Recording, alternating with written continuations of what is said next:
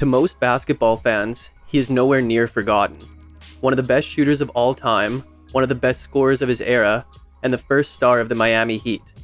But a lot of people consider the 90s to be the golden era of basketball, and the average fan can rattle off names like Jordan, Barkley, Olajuwon, Ewing, and so on. But a name that doesn't come up as much is Glen Rice, who scored the 8th most points during the 90s, retired as 5th all-time in made threes, and is part of a select few to win both an NCAA and NBA championship. He had the dreaded task of bringing relevance to an expansion team in Miami, and he wouldn't do a bad job. Then, when his stock was highest, he was traded to Charlotte, where he would have the best 3 years of his career, being named an All-Star each year. He was then acquired by the Lakers to fill a role and spread the floor, and even though he wasn't exactly a fan of his reduced role, he would help the Lakers win their first title in over a decade. And while his last few years in the league were more forgettable, at the end of the day, you can't talk about the great players of the 90s without mentioning Glen Rice. And seeing some of the recent Hall of Fame inductees, it seems like he is a player that is deserving of a call to the Hall, as he had a great career, which is one that we're going to take a look at on today's episode, featuring Glen Rice. Glen Rice would attend Flint Northwestern High School, where he would lead the team to back-to-back state championships in 1984 and 85. He chose to attend the University of Michigan, where he would play a bench role as a freshman during the 1986 season. Rice joined a great Michigan team with future NBA talent such as Roy Tarpley and Gary Grant. While the team was led by 4 upperclassmen and the sophomore Grant at point guard, Rice would play an important role, as even though he received just over 16 minutes per game, he was the highest scoring non-starter and had the best shooting percentage on the team at 55%. Michigan would go 28-5 on the season, which included a tournament berth that ended in a second-round loss to Iowa State. Rice would actually receive 21 minutes of playing time and score 14 points in their first-round win versus Akron, but would then see only 7 minutes, scoring just 2 points in the second-round loss. Overall for his freshman season, Rice averaged about 7 points, 3 rebounds, and half an assist per game. With the departure of Tarpley and Richard Relford, the frontcourt was wide open, and Rice began his sophomore season as a starter. Another big change to college basketball was the introduction of the three-point line for the 1987 season. And while players like Antoine Joubert and Guard Thompson would take advantage of this change, Rice would average a 3 every couple of games. But this was because of the role Rice was expected to play, spending a lot of his time in the post and playing like a more traditional power forward. And even though he didn't get a chance to show his long-range ability yet, he still showed his versatility by leading the team in rebounds with over 9 per game, while upping his scoring average by nearly 10 points and shooting even better from the field at over 56%.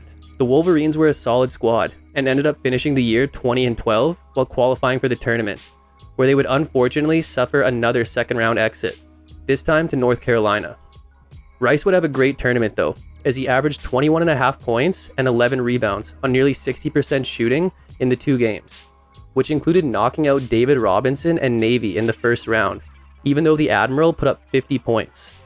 And for his sophomore season, Rice averaged about 17 points, 9 rebounds, and 2.5 assists per game. The 1988 Wolverines were loaded and put out a starting lineup of all future NBA players most games that helped them to a 26-8 record overall. Rice would lead the team in scoring and be one of 2 players to average over 21 alongside Gary Grant, who would go on to win Conference Player of the Year and Conference Defensive Player of the Year. With Terry Mills, Loy Vaught, and Mark Hughes playing down low, Rice got to play more small forward and truly show how lethal of a scorer he was. He once again upped his shooting percentage to over 57% and also shot nearly 43% from deep on almost 2.5 threes per game, all while still leading the team in rebounding. The Wolverines were back in the tournament and advanced to the Sweet 16, where they got a rematch with UNC, but would unfortunately lose again.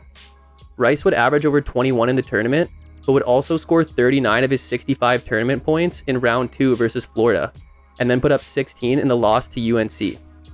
He would still be lights out as he shot over 55% from the field and nearly 64% from 3 during the tournament.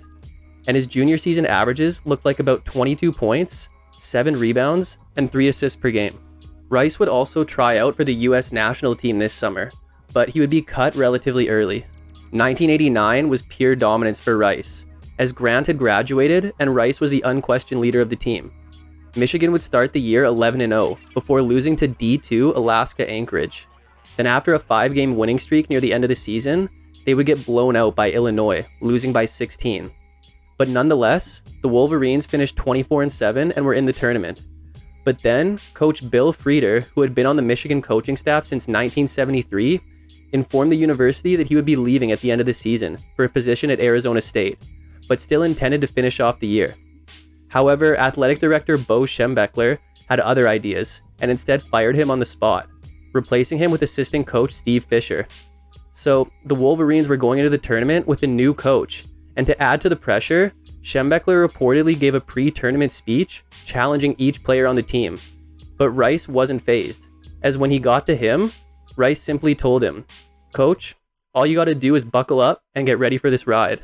And Rice wasn't kidding, as he would drop 23 in round 1 versus Xavier, followed by 36 versus South Alabama. Michigan would then meet UNC for the 3rd straight year, but Rice would hit 8 threes en route to 34 points as the Wolverines moved on to the Elite 8. Rice stayed hot as he missed just 3 shots in a 32-point performance versus Virginia. Rice and Michigan would then meet number 1 seed Illinois and their Flying Illini offense, consisting of future NBA players like Nick Anderson, Kendall Gill, and Marcus Liberty. And this game would come down to the wire, but the Wolverines, led by Rice's 28 points, won the game on a last-second putback by Sean Higgins, punching their ticket to the national championship. And Rice would finish off his dominant tournament run with 31 points in a 1-point win over Seton Hall in overtime, where Ramil Robinson would ice the game with last-second free throws to secure Michigan's only national championship. Rice would average over 30 points per game during this tournament and would be named most outstanding player. And his overall season looked like about 25.5 points, 6.5 rebounds, and 2.5 assists per game on nearly 58% from the field and nearly 52% from 3, as he would earn another first-team all-conference selection and the Big Ten Player of the Year, while leaving Michigan as the program's leading scorer. Rice moved on to the NBA draft and was selected 4th overall by the Miami Heat, who were in just their 2nd year of existence. So naturally, they were a pretty weak team, but had some bright spots they had picked up in the previous year's draft, in Sherman Douglas and the franchise's inaugural pick, Rony Seikaly. Rice would begin the season on the bench, but would find himself in the starting lineup by the 5th game of the year, overall starting 60 of the 77 games he played in, and finishing as the team's 3rd leading scorer behind Seikaly and Douglas. There wasn't a lot of bright spots for this team, however Seikaly would receive Most Improved Player, and Rice would be voted 2nd team All-Rookie. But the Heat had a bottom 5 offense and defense, and finished 18-64. And for his rookie season, Rice put up about 13.5 points, 4.5 rebounds, and 2 assists per game. Rice would take a jump in year 2 and would become the team's 2nd leading scorer for the 91 season, as he upped his scoring average by about 4 points, and also was the team's best 3-point shooter, averaging close to 39% on about 2.5 attempts per game. Rice again played 77 games, but started all of them this time. However, the Heat continued to struggle as a young team, and finished the year 24-58. The regular season saw Rice put up about 17.5 points, 5 rebounds, and 2.5 assists per game. 1992 saw a lot of change in Miami. Miami's first and only coach, Ron Rothstein, resigned shortly after the 91 regular season, and would be replaced by Kevin Loughery. Then with the 5th pick of the 91 draft, Miami selected Steve Smith out of Michigan State. This summer had also been a bit of a headache for Miami, as after Douglas wrapped up the best season of his young career, leading the team in points and assists, he would be a restricted free agent. This would lead to a long holdout, as Douglas and the Heat couldn't come to terms on a contract, and eventually Douglas would demand a trade. The season began with him still holding out until he agreed to a long-term deal with the Lakers in mid-December.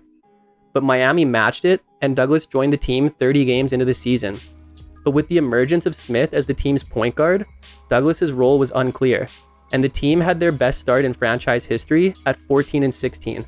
So after 5 games with the Heat, Douglas was traded to the Celtics for Brian Shaw, who would initially come off the bench, but eventually started and formed a very tall backcourt with Smith.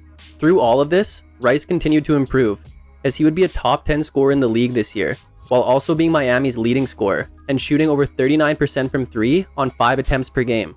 The Heat finished 38-44, but due to a tiebreaker with the Atlanta Hawks, they would make their first playoff appearance in franchise history. They would take on the defending champion Chicago Bulls, and it went about as well as you'd expect, as they were swept while being blown out in games 1 and 2, but went down with a fight in game 3, losing by just 5 points. Jordan and Pippen gave Rice fits, as he shot around 35% from the field and 25% from 3 for the series. And for the regular season, Rice averaged about 22.5 points, 5 rebounds, and 2.5 assists per game. Rice would play and start in all 82 games for the 93 NBA season. However, his scoring average dropped by over 3 points. But it's not really that Rice was having an off year as much as it was the Heat now having multiple capable scorers to take on the offensive load in Seikaly and Smith. The Heat had a similar season from the year before, as they won 2 less games, finished 36-46, but would miss the playoffs. So it wasn't the most eventful season for Miami, but a couple highlights for Rice this year would be a career-high 17 rebounds in a November 25th win versus Indiana, and draining 7 threes in a March 18th win versus the Clippers. And for the regular season, Rice averaged about 19 points, 5 rebounds, and 2 assists per game. 1994 was a milestone year for the Heat, as they secured their first winning season in franchise history with a 42-40 record. The team started the year at 16-20, but would then win 21 of their next 28 games, to reach a peak record of 37-27. They would then limp to the regular season finish line, going 5-13 the rest of the way. Rice's scoring average went up, and he, Seikaly, and Smith formed a solid scoring trio, with Rice leading the charge. The Heat would face the top-seeded Hawks in the first round, who looked different than the Hawks had looked for the past decade and change, as this was the year that they traded Dominique Wilkins for Danny Manning mid-season. And this would turn into a hard-fought series, as the Heat stole home court advantage with a Game 1 win, marking their first ever postseason win, where Rice would put up 13-10, but struggle from the field. Game 2 was a Hawks blowout that ended in a huge late-game brawl, where Rice would be held under 10 points. Game 3 was Rice's best game of the series, as he scored 19 on over 53% shooting in a Heat win. The Heat would then lose games 4 and 5 by double figures to lose the series, as Rice could not buy a bucket, shooting 9 for 29 in the final 2 games. And for the regular season, Rice averaged about 21 points, 5.5 rebounds, and 2.5 assists per game. 1995 was Rice's best year in a Heat uniform, as he would again be a top 10 scorer in the league, which included a career-high 56 points in a win versus the Magic on April 15th. Rice would also have the best shooting season of his career up to that point, shooting over 47% from the field and 41% from 3. Additionally, he would win the 3-point shootout at the All-Star Weekend for the first and only time of his career. But Rice would see a lot of change this season, as Seikaly was traded to the Warriors for Billy Owens just 2 days before the start of the season.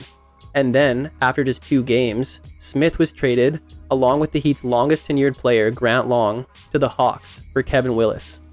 And if that wasn't enough, Kevin Loughery was fired on February 15th after a 17-29 start, and replaced with Alvin Gentry.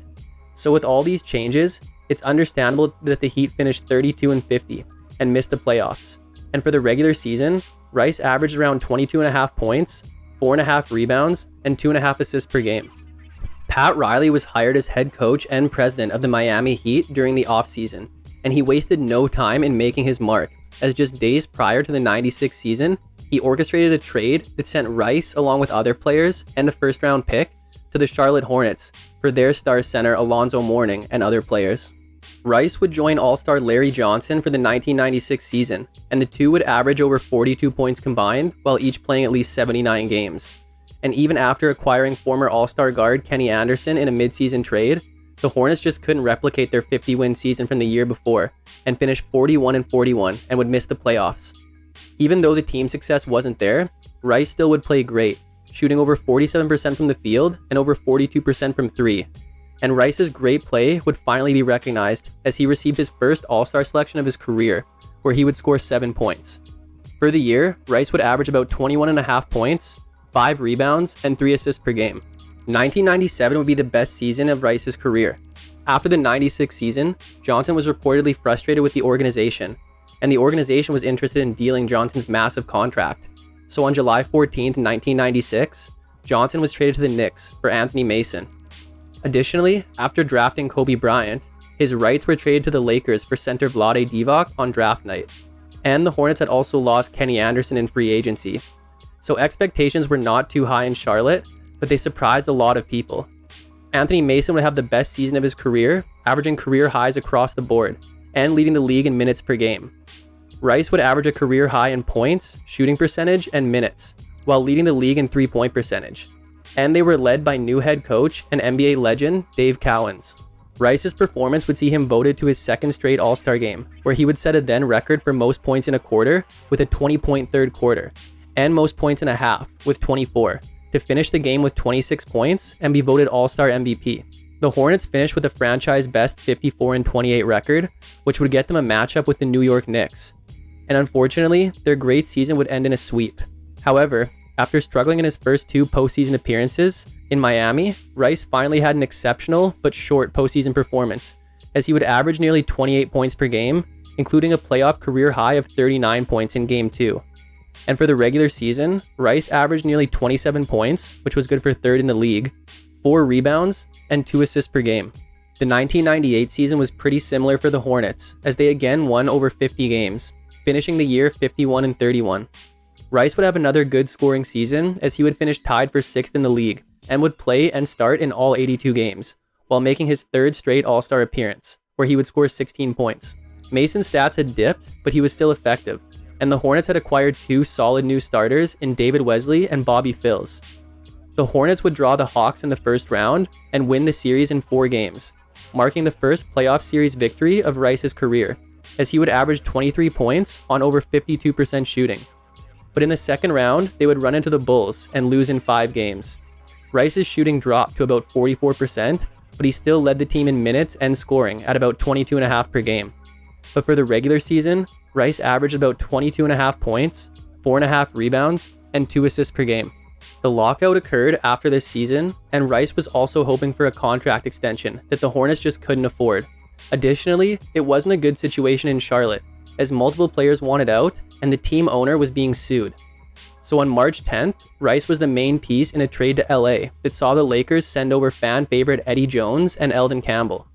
It was hoped that Rice would be the missing piece to put them over the top for a championship, as he was coming off 3 All-Star seasons and had a shooting touch that could stretch the floor for Shaq down low and Kobe to penetrate.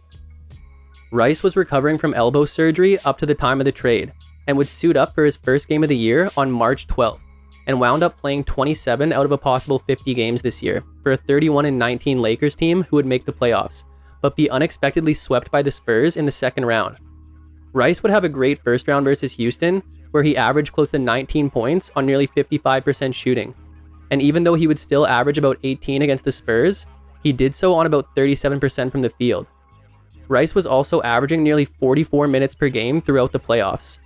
So this season would be considered a disappointment for the Lakers, as it was hoped that Rice would put them over the top, but they instead had a worse playoff showing than the previous year. One highlight of Rice's regular season would be when he drained a career-high 8 threes in a May 5th win versus Portland. And for the regular season, Rice averaged about 17.5 points, 3.5 rebounds, and 2.5 assists. But his shooting would take a hit, as he had the worst field goal percentage of his career up to that point, at 43.2%. The 2000 Lakers were the beginning of the dynasty, and Rice had a large part in that, as he would play and start in 80 games, be third on the team in scoring, and be the only Laker other than Shaq and Kobe to average double figures. The Lakers cruised through the regular season to finish with a 67-15 record, but the playoffs would cause them more problems than expected. The Kings would take them to 5 games in the first round, with Rice playing well, averaging 16 a game. The second round was easier, as the Lakers beat Phoenix in 5. However, Rice's performance would take a hit, as he put up under 12 points on less than 32% shooting. The Western Conference Finals were the closest the Lakers came to losing, as they made an improbable comeback in Game 7 versus the Blazers to erase a 15-point fourth-quarter lead and win the series.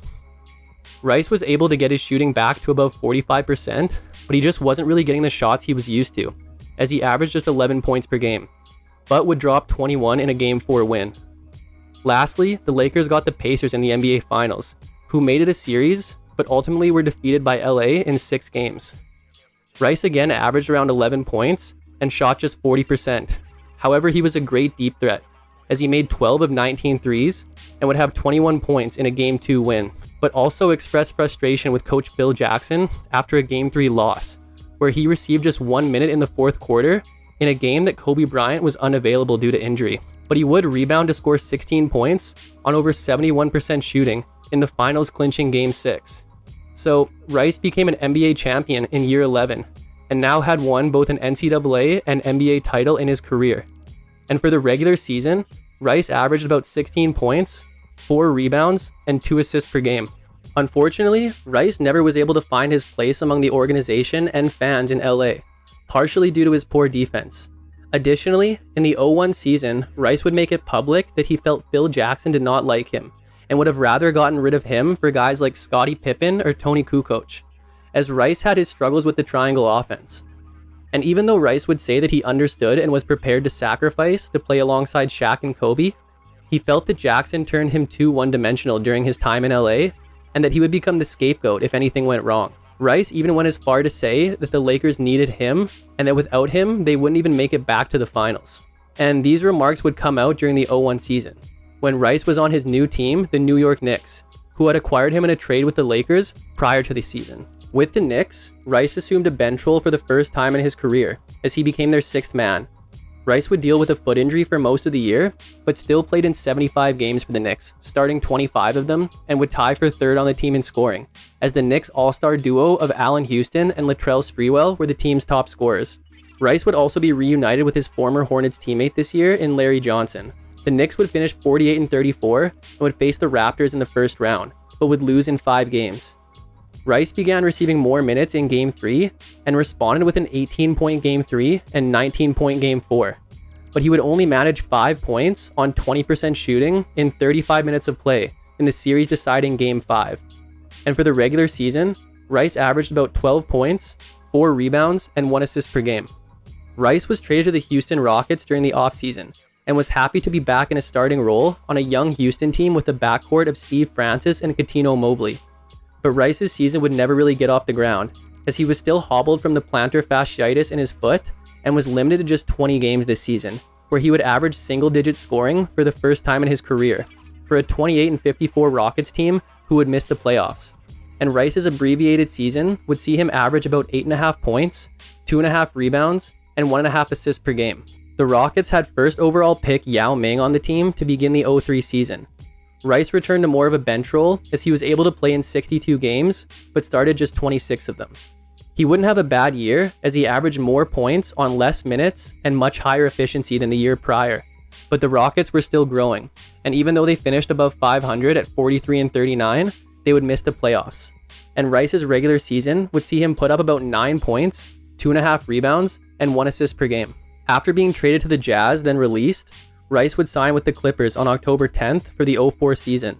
Sadly, Rice would sustain a knee injury that would force him into retirement on February 18th after just 18 games played. And in those 18 games, he would average about 3.5 points, 2.5 rebounds, and 1.5 assists per game. And that would mark the end of an underrated 15-year career that saw Glen Rice leave the game as one of the best scorers and all-time great shooters. He wasn't the greatest defender, and maybe that lack of elite two-way ability takes away from his Hall of Fame case, if you think he has one. But his offensive game was as smooth as it gets, especially to be shooting and moving the way he was at his size during his era. He left his mark on every team where he held a major role, as he led Miami to their first playoff appearances and first winning season in franchise history. Then led Charlotte to the team's first 50-win season, and then led them to a second 50-win season the following year. And then in LA, even with a reduced role, he was a crucial piece to the Lakers' first title since 1988.